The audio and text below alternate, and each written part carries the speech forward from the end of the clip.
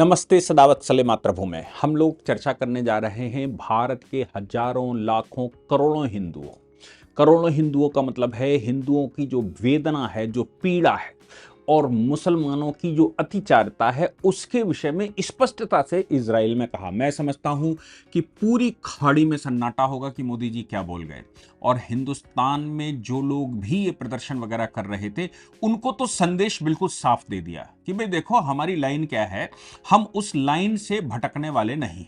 मैं इसलिए इस बात को कह रहा हूं कि हमें लगता है कि पहली बार भारत के किसी प्रधानमंत्री ने, केवल मोदी जी की बात नहीं कर रहा हूं, भारत के किसी भी प्रधानमंत्री ने पहली बार एक तो इजराइल की पार्लियामेंट में, जिसको नीसेट वो कहते हैं, उसमें भाषण दिया।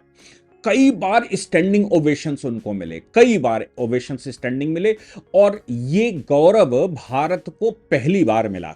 इसके अतिरिक्त विश्व के बहुत लिमिटेड लीडर्स हैं। मैं समझता हूं कि इजराइल की बहुत लिमिटेड लोग हैं पार्लियामेंट में जिनको उन्होंने पार्लियामेंट में स्पीच देने के लिए कहा। अमेरिका के राष्ट्रपति जॉर्ज बुश बोलते रहे, डोनाल्ड ट्रंप बोलते रहे, कभी जर्मनी और फ्रांस के लीडर्स भी बोले हैं, सरकोजी वगैरह, जो बड़े विश्व लीडर थे, लेकिन इतिहास 10-12 से ज्यादा नहीं मिलता। उसका कारण है कि इजराइल का मानना बिल्कुल साफ है, जो इजराइल के साथ स्पष्टता से खड़ा है। फ्रांस इजराइल के साथ स्पष्टता से खड़ा है, जर्मनी भी उनके साथ खड़ा है, अमेरिका ने तो बनाया ही है। अब इन विषयों पर जो प्रधानमंत्री जी ने कहा, मैं समझता हूं कि पूरे विश्व को संदेश दिया, पूरे विश्व को, और भारत की प्रतिष्ठा को आज से पहले इस अंदाज में कभी भी नहीं रखा गया। मैं बात करता हूं, पहले उन्होंने कहा कि देखो 2000 वर्षों से भारत में इजराइल के यहूदी लोग रहते हैं, केरल में और महाराष्ट्र में। अब ये 2000 वर्ष का इतिहास, उन्होंने कहा 2000 वर्षों से रहते हैं। मैं आपको उसका इतिहास भी बता दूं, लगभग 2000 साल पहले इनको, जो यहूदी थे, यहूदियों को मारा गया, नो मैंस लैंड बना दिया, no man's people, no land people बना दिया गया। ये सब दुनिया भर में मारे गए तो ये भागे, भागने के बाद कुछ यूरोप में जाकर छुपे, मतलब शरण ली, कुछ अमेरिका में जाकर शरण ली, और कुछ ने भारत में आकर शरण ली।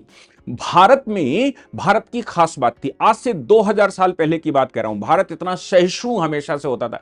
अमेरिका की लैंड की अगर हम बात करते हैं तो अमेरिका का स्वभाव है वो ब्रेन लेते हैं, वो रिलीजन नहीं देखते, वो ब्रेन देखते हैं कि किसका ब्रेन मेरे लिए यूजफुल है, हम वो किसका शोषण कर सकते हैं, उससे उसको भी लाभ होगा, वो अलग बात है। भारतीयों को भी वो तमाम स्थान देते हैं, पेटेंट अपने नाम करवाते हैं, भारतीय लोग उनकी कंपनियों में काम करते हैं, सीईओ और वो डायरेक्टर भी रहते हैं, लेकिन सारे अधिकार उनके पास रहते हैं। तो अमेरिका का ये स्वभाव है, इसलिए वहां यहूदी टिके। लेकिन भारत का ये स्वभाव नहीं है, भारत का स्वभाव मानवता का है, वसुधैव कुटुंबकम का है, इसलिए भारत ने उनको स्थान दिया। और भारत ने स्थान ही केवल नहीं दिया, जब यहूदी या पारसी भारत में आए तो उनको उन्होंने ये भी कहा कि भाई आपकी जो भूमि है, इस पूरे क्षेत्र में कोई भी हिंदू रिलीजन को फॉलो नहीं करेगा। क्यों नहीं करेगा? क्योंकि आपको हमने स्वतंत्रता दी है, आप अपने धर्म को, अपने संप्रदाय को, अपनी मान्यताओं को यहां पूर्ण रूप से स्थापित करिए। आप परसिक्यूटेड हैं संसार के। मैं समझता हूं विश्व में पहला परसिक्यूशन का अगर किसी ने सिटीजनशिप दी तो वो भारत था। अभी जैसे हमने सीएए के दौरान देखा कि अब यहां अगल बगल में, जो पाकिस्तान में, बांग्लादेश में, अफगानिस्तान में जो नॉन मुस्लिम्स परसिक्यूटेड थे, उनको हमने स्थान दिया। ये कोई मोदी जी पहली बार नहीं कर रहे हैं या भारत पहली बार नहीं कर रहा। उन्होंने साफ कहा कि 2000 वर्षों से आप हमारे पास रहते हैं और आपने भारत में योगदान दिया और आप भारत में स्वतंत्रता से, स्वच्छता से रहते रहे। अब इसके ये बात कह दी भाई, चलो ठीक है, लेकिन जो सवाल दूसरा उन्होंने कहा देखो भारत ने इजराइल को ठीक उस दिन रिकॉग्निशन दिया था जिस दिन मोदी जी का जन्म हुआ था, यानी कि 17 सितंबर की बात कही उन्होंने कहा जिस दिन मोदी जी, मतलब मेरा जन्म हुआ था, उसी दिन इजराइल को भारत ने मान्यता दी थी। अब इजराइल बना कैसे, ये बड़ा सवाल है। I2T2 तो उन्होंने बोला ही, I2T2 उन्होंने बोला कि इंडियन टैलेंट और इजरायली टेक्नोलॉजी, यानी कि मेरे पास संख्या है और तुम्हारे पास टेक्नोलॉजी है। ये मोदी का विजन हो सकता है कि हमारे लोगों का इस्तेमाल करो, हमें भी बढ़ाओ और खुद भी बढ़ो। आपके पास लोगों की कमी है, हम आपको देंगे, और हमारे पास टेक्नोलॉजी की कमी है, आप हमें टेक्नोलॉजी दीजिए। और इजराइल हम जानते हैं विश्व में सबसे उम्दा, मतलब अमेरिका के इक्विवेलेंट अगर कोई कंट्री है जिसके पास टेक्नोलॉजी है तो वो इजराइल है। भारत के प्रधानमंत्री ने ये कहा कि भाई हम किसी भी हालत में, अब देखिए ये जो प्रधानमंत्री की बात है उसको बड़े गौर से समझने की आवश्यकता है कि आखिर प्रधानमंत्री ने ऐसा क्यों कहा। पहली बात तो ये आती है कि मोदी जी ने कहा कि 7 अक्टूबर सन 2023 को, अब देखिए ये वैसा ही है जैसा गोधरा था। अभी भी भारत में अहमदाबाद को लेकर तमाम सवाल खड़े होते हैं। तमाम जो पाश्चात्य मीडिया है, तमाम जो कम्युनिस्ट मीडिया है, नक्सल मीडिया है, वो ये प्रश्न करती है, कहती अहमदाबाद के दंगे में मोदी जी के टाइम पर हुए। कोई बात नहीं करता कि गोधरा क्यों किया था, निहत्थे बच्चे और महिलाओं को क्यों जला दिया था, अगर वो राम मंदिर से आ रहे थे उनके दरवाजे बाहर से क्यों बंद किए गए थे, सिस्टमेटिक तरीके से तेल डालकर क्यों जलाया गया था। आप अगर ऐसे दर्जनों लोगों को जिंदा जला देंगे तो खून नहीं खोलेगा क्या? अहमदाबाद उसका रिटेलिएशन था, अहमदाबाद उसका सबक था। उसके बाद जब अहमदाबाद हो गया तो गुजरात में दंगे नहीं हुए। तो कोई बात नहीं करता गोधरा की, क्योंकि गोधरा आपने किया उसके बाद भाई स्वाभाविक है, गोधरा आपने किया, महिलाओं बच्चों को आपने जिंदा जला दिया, अबला नारियों को जिंदा जला दिया, और आप उम्मीद करते हैं कि भारतीय समाज आपको पूजेगा। कैसे पूजेगा आप बताओ? ये जिम्मेदारी आपकी बनती है। आपको वो इनोसेंट थे, वो इनोसेंट नहीं थे। आप भर्त्सना नहीं करते। आप सोचो कि भारत की कम्युनिस्ट मीडिया, भारत का मुसलमान गोधरा के विषय में बात नहीं करता। आज वैसा ही घटना, मैंने पहले भी बताया था, आज वैसी ही घटना के विषय में मोदी जी ने रिकॉग्निशन दिया है कि 7 अक्टूबर सन 2023 को दुनिया कह रही है कि गाजा में गलत हो रहा है, दुनिया कह रही है गाजा में लोग मर रहे हैं, दुनिया कह रही है कि गाजा में, दुनिया से मतलब कि ये जो मुस्लिम समाज है, कम्युनिस्ट समाज है, गाजा में गलत हो रहा है, इजराइल गलत कर रहा है। यहां तक कि भारत में जो अपने आप को लिबरल कहते हैं, लिबरल कहने वालों में कौन कौन है? जावेद अख्तर। मैं उनका एक डिबेट सुन रहा था, जावेद अख्तर, वो एग्जिस्टेंस ऑफ गॉड में वो कह रहे थे कि अल्लाह तो है नहीं, कहीं भगवान है नहीं, ऊपर वाला कहीं है नहीं, होता तो इजराइल जो कर रहा है गाजा में वहां ना रोक लेता। मैं तो उसके आगे कहता हूं कि अल्लाह नाम की कोई चीज नहीं होती। तुम कह रहे हो तो ठीक कह रहे हो, क्योंकि अगर होता तो गाजा से हमास ने 5,000 मिसाइलें दागकर इजराइल को लहूलुहान न कर दिया होता, इजराइल के लोगों को, हजारों लोगों को मार ना दिया होता। और वो भी तब जब उनका सबसे बड़ा फेस्टिवल, जैसे हमारा होली और दिवाली होता है, तो होली और दिवाली जैसा उनका सबसे बड़ा म्यूजिकल फेस्टिवल जिस पर लोग रोड पर थे। और मजे की बात है कि गाजा के लोगों को रोजगार भी इजराइल देता है, इजराइल ही उनका भोजन पानी चलाता है। और इस सब के बावजूद वहां जो लोग आते थे वो वहां रुके, उन्होंने होस्टेज बनाया। 5,000 मिसाइलें एक साथ छोड़ी गई ताकि इजराइल खत्म हो जाए।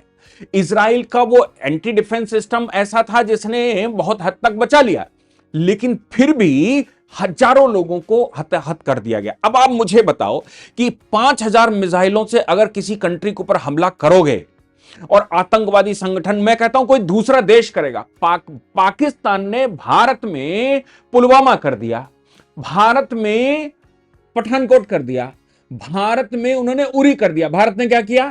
भारत ने ताबड़तोड़ किया। इजराइल क्यों नहीं करेगा मुझे बताओ? अब आप कहो कि वो इनोसेंट हैं, ये इनोसेंट हैं, ऐसे थे वैसे थे, गाजा में बच्चे मार रहे। अरे भैया, आपने इतनी बड़ी स्तर पर हमला कर दिया तो वो तो आपको खत्म ही करेंगे। और कोई वो आज से नहीं चल रहा। मोदी जी जो वो पहले लीडर भारत के बने जिन्होंने इसको रिकॉग्नाइज किया, और उन्होंने कहा 7 अक्टूबर सन 2023 को हमास ने जो अटैक किया उसको बारबरिक कहा। उन्होंने कहा ये जघन्य था, और ये जघन्य के साथ इसको कभी माफ नहीं किया जा सकता। ये सिविलियंस को कभी भी मारने पर, सिविलियंस के ऊपर अटैक करने पर कभी भी किसी को भी माफ नहीं किया जा सकता। यानी कि इजराइल जो कर रहा है हमास पर, इजराइल जो गाजा में कर रहा है, उसको मोदी जी ने राष्ट्राध्यक्ष होने के नाते, मतलब प्रधानमंत्री होने के नाते, भारत का ऑफिशियल स्टैंड दुनिया को बता दिया। भारत का ऑफिशियल स्टैंड यह है कि आतंकवाद के विरुद्ध हम हैं, और सिविलियंस के ऊपर आतंकवाद अगर आएगा, चाहे वो स्टेट स्पॉन्सर्ड हो और चाहे वो आतंकवादी हो, उनको क्षमा नहीं किया जा सकता। ये संदेश पाकिस्तान के लिए भी बिल्कुल साफ है, ये संदेश बांग्लादेश के लिए भी बिल्कुल साफ है, ये संदेश हिंदुस्तान के अंदर टेररिस्ट मानसिकता के लोगों को भी बिल्कुल साफ है कि आप आबादी के आधार पर अगर कहते हैं तो भारत I2T2 कर रहा है। आप सोचो कि I2T2 क्या कर रहा है? इंडिया की टेक्नोलॉजी, इंडिया के लोग और इजराइल की टेक्नोलॉजी। तो अब जब भारत कह रहा है कि तुम्हारी टेक्नोलॉजी, अब इजराइल की टेक्नोलॉजी से क्यों? क्योंकि इजराइल एक ऐसा कंट्री है जो बीचों बीच में मुस्लिम 56 कंट्रियों के बीच में बैठा है, 56 देशों के बीच में, और वो सब मिलकर उस पर हमला कर चुके हैं। ऐसा नहीं कि नहीं किया, क्योंकि जब पहली बार इजराइल बना, इजराइल मतलब 2000 वर्षों के बाद जब अंग्रेज वहां से गया, यूरोपियंस गए और ये यूएनओ ने तय किया कि उपनिवेशवाद खत्म करना है, तो जब जगह छोड़ी गई तो इजरायलियों को स्थान दिया। उसके पीछे अमेरिका का बड़ा रोल था। इजरायलियों को एक स्थान दिया गया, उनको देश दिया गया कि भैया तुम यहां के रहने वाले, 2000 वर्षों से तुम परसिक्यूटेड हो, अब अपने जाकर रहो। भारत से भी उस समय, आज से 75 साल पहले 80,000 लोग वापस गए थे, 80,000, 80,000। और जो भारत से वापस गए वो कृतार्थ हैं भारत के, वो भारत को देवभूमि मानते हैं। वो कहते हैं कि हमारी 2000 वर्षों तक अगर किसी एक देश ने संरक्षण किया बिना किसी प्रोसिक्यूशन के, तो वो केवल भारत है। ये भारत की सहिष्णुता है। इस भारत की सहिष्णुता की वजह से मोदी जी को इतना सम्मान वहां पर दिया। इस बात को लेकर उन्होंने कहा कि देखिए, एक बात समझ लीजिए कि जो भारत है वो वसुधैव कुटुंबकम पर चलता है। The world is one family with the Jewish principle. और जूइश प्रिंसिपल क्या है? टिक्कम ओलम। टिक्कम ओलम को उन्होंने कहा हीलिंग द वर्ल्ड, वो विश्व को सही करना चाहता है। हम वसुधैव कुटुंबकम चाहते हैं, तुम विश्व को सही करना चाहते हो। कैसे सही करना? अगर आतंकी हमास के हैं, गाजा से पैदा हो रहे, तो पूरे गाजा को खत्म करना। फिर उन्होंने 2000 वर्ष वाली बात कही कि कोचीन में रहे और यहां पर है। फिर उन्होंने support peace, Gaza peace initiative, जिसका विरोध सब मोस्टली कंट्री कर रहे हैं, उन्होंने कहा हम उसका सपोर्ट करते हैं कि गाजा में, मतलब डोनाल्ड ट्रंप ने कहा कि हम सब मुसलमान वहां से हटा देंगे, आतंकी वहां से हटा देंगे, जिसको सरेंडर करना हो करो, नहीं तो हम मारेंगे, और वहां अब इनिशिएट करेंगे और वहां अब नया शहर बसाएंगे। इसमें भारत ने सीधा पार्टिसिपेट डोनाल्ड ट्रंप के साथ नहीं किया, वो अलग बात है, क्योंकि डोनाल्ड ट्रंप बड़बोले हैं, पता नहीं क्या कर देंगे, तो भारत अपने आप को दूरी बनाए। लेकिन इजराइल को भारत ने साफ तौर से कहा कि हम उसके लिए तैयार हैं, और I2T2 हम आपके साथ करने के लिए तैयार हैं। आप सोचिए कि नेसेट में मेडल, मतलब उनको, मोदी जी को speaker of the Knesset medal से नवाजा गया। कई बार खड़े होकर स्टैंडिंग ओवेशन में तालियां बजी। और जब इजराइल नया बना था तो भारत उन देशों में से था जिसने 17 सितंबर 1950, वो कहते हैं मैं 17 सितंबर 1950 को पैदा हुआ, और 17 सितंबर 1950 को भारत ने, जिस दिन मैं पैदा हुआ था, उसी दिन भारत ने पूरे मुस्लिम जगत के विरुद्ध था, पूरे मुस्लिम जगत के विरुद्ध, क्योंकि मुस्लिम जगत ने रिकॉग्नाइज आज भी नहीं किया। और आज भी आप भारत के मुसलमानों को भी कहेंगे, 2000 साल से जिसको प्रोसिक्यूट रखा गया, वो भी आज क्या कहते हैं? नहीं नहीं, वो तो ऑक्युपाइड टेरिटरी, इजराइल तो एग्जिस्ट ही नहीं करता, वो तो ऑक्युपाइड टेरिटरी, जबरदस्ती इजराइल ने कब्जा करके रखा। आप सोचिए कि आपने परेशान करके वहां से निकाल दिया, और निकालने के बाद आप कहते हो कि वो ऑक्युपाइड टेरिटरी इजराइल है। मैं समझता हूं कि भारत के प्रधानमंत्री ने ये बात साफ कर दी कि भाई देखिए, एक चीज तो समझ लीजिए, याम इस्राइल चाय, यम इस्राइल चाय, यानी कि पीपल ऑफ इजराइल लाइव। और कहा जय Hind, long live India, Bharat जय हिंद की नारे लगाते हुए मोदी जी ने अपनी बात पूरी की। मैं समझता हूं कि जैसे गोधरा को क्रिटिसाइज करना चाहिए, अहमदाबाद उसका वो परिणाम था, वैसे ही हमास को या गाजा का जो हुआ, वो इसलिए हुआ क्योंकि अक्टूबर सन 2023, 7 अक्टूबर 2023 को म्यूजिकल फेस्टिवल के दौरान आतंकियों ने, हमास नाम के आतंकी, जहां जो कि गाजा में रहते, उन्होंने इजराइल पर हमला किया। इस बात को रिकॉग्नाइज कर दिया है मोदी जी ने, और पूरे विश्व को संदेश दिया, भारत को संदेश दिया, भारत के अंदर जो आतंकी संगठन है उनको संदेश दिया, भारत के अंदर जो अतिवादी हैं उनको संदेश दिया। हिंदू ये कह रहा था, भारत में लगातार हिंदुत्व ये कह रहा था कि इजराइल के एक्ट को रिकॉग्नाइज करना चाहिए, भारत को हमास को कंडम करना चाहिए, भारत को खुले रूप में करना चाहिए। ये करोड़ों हिंदू, 100 करोड़ हिंदू ये बात कह रहा था कि आतंकियों को औकात बतानी चाहिए, भारत सरकार खुलकर क्यों नहीं बोलती? मैं समझता हूं पहली बार भारत सरकार खुलकर बोली। और यह भी ध्यान रखना चाहिए कि 2008 के बाद डोनाल्ड ट्रंप केवल बोले हैं उनकी सेनेट में, और उसके बाद अब प्रधानमंत्री मोदी बोले हैं। और प्रधानमंत्री मोदी ने जो गर्मजोशी के साथ उनकी टेक्नोलॉजी का वेलकम किया है, हमें लगता है कि अगर इजराइल की टेक्नोलॉजी हमारे पास मिल जाए तो अगल बगल छोड़ दीजिए, भारत के अंदर भी, क्योंकि एक जो बड़ी भारी समस्या भारत में है कि जब ये आतंकवादी गजबाए हिंद करने की बात करते हैं कि हम गजबाए हिंद करेंगे और हम मिक्स आबादी में रहते, तो सेना इनको नहीं मार पाएगी। इनका मानना यह है कि हम हिंदू एरियो में रहते हैं, सेना कैसे मारेगी, सेना मारेगी, बम कैसे डालेगी, हवा वो एयरफोर्स कैसे मारेगी, हम तो मिक्स आबादी में रहते हैं। तो इजराइल से यह बात सीखनी चाहिए कि उसने लेबनान के लोगों को कैसे मारा, उसने हिजबुल्ला के लोगों को कैसे मारा, उसने इजराइल के विदेश मंत्री के ऊपर हमला कैसे किया। वो जो छोटे छोटे बम, मोबाइल में बम फटा, वो जो पेजर में बम फटा, वो जो सीसीटीवी में बम फटा, आतंकियों को मारने की ये टेक्नोलॉजी जो इजराइल के पास है, ये भारत में रहेगी तो भारत में ये जो अंदेशा है कि मिक्स आबादी में हम रहते हैं और इसलिए हम भारत को गजबाए हिंद कर लेंगे, भारत को फतेह कर लेंगे, भारत को पुनः मुगले शासन बना देंगे, ये वैसा ही है कि इजराइल को आपने पहले मार मूर के भगा दिया, यहूदियों को भगा दिया, यहूदी जब दोबारा स्थापित हुए तो कह रहे हैं कि नहीं, वो एग्जिस्ट नहीं करता। यहां हिंदुस्तान के अंदर वो कहते हैं कि नहीं, मुगलों का शासन था, अफगानों का शासन था, मुसलमानों का शासन था, ये देश तो हमारा है। ये देश अगर हमारा है तो हिंदू यहां काफिर बैठ गया, हिंदू अगर काफिर बैठ गया है तो इसको हटाना है, रिप्लेस करना है। हम हिंदुस्तान में काफिर शासन मानते हैं और ऐसी बड़ी आबादी है जो कहती है कि काफिरों का शासन हिंदुस्तान में है। और काफिरों का शासन कैसे? वो कहते हैं कि मोदी जी काफिर इसलिए अल्लाह ने बैठा दिया क्योंकि तुम इस्लाम फॉलो नहीं कर रहे हो, क्योंकि तुम अल्लाह का काम नहीं कर रहे हो, इसलिए काफिर बैठा हुआ है। तो मोदी जी ने जो अनाज देते हैं, फ्री दवा देते हैं, फ्री का ये सब दुनिया भर का वजीफे देते हैं, वो क्या है? तो कहते हैं वो अल्लाह ने मोदी का दिमाग बदलवा दिया है क्योंकि वो सर्वाइव देखना चाहता है कि हम सर्वाइव करें, वो चाहता है, अल्लाह चाहता है हम सर्वाइव करें। तो मोदी तो काफिर है, काफिर इसलिए बैठाया क्योंकि हम इस्लाम फॉलो नहीं कर रहे। इस्लाम फॉलो करने का मतलब दुनिया को तबाह कर देना है, संसार को खत्म कर देना है और संसार को खत्म करके सिर्फ दारुल इस्लाम स्थापित करना है, अल्लाह की ऐसी मर्जी। ऐसा इंटरप्रिटेशन करने वालों को मोदी जी ने सीधा संदेश दिया है, सरवाइव नहीं होने देंगे। आतंकवाद का कोई तोड़ नहीं है, आतंकवाद सिर्फ आतंकवाद है और आतंकवाद के विरुद्ध भारत इजराइल के साथ खुलकर खड़ा है।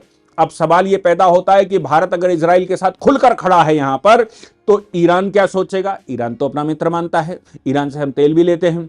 तो सवाल यह पैदा होता है कि जो इजिप्ट क्या मानेगा, सवाल यह पैदा होता है कि लेबनान जो अगल बगल के कंट्री हैं वो कैसे सोचेंगे। इसकी परवाह किए बगैर मैं समझता हूं कि भारत के प्रधानमंत्री ने एक ऐसा संदेश विश्व को दिया, जो संदेश विश्व को यह बता रहा है, हिंदुस्तान को बता रहा है और पूरे एशिया को बता रहा है, खासतौर से पाकिस्तान को बता रहा है कि जैसे इजराइल ने खत्म कर दिया एरिया, अगर आतंकवाद नहीं छोड़ोगे तो तुम्हारा नामो निशान मिटा दिया जाएगा। इजराइल की टेक्नोलॉजी और भारत की आबादी जब मिलेगी, हमारा टैलेंट जब मिलेगा, तो विश्व में एक नया समीकरण, विश्व में एक नया ऑर्डर लिखा जाएगा। उस ऑर्डर का ही वो संकेत था जो प्रधानमंत्री जी का भाषण था। जय हिंद, जय भारत, वंदे मातरम।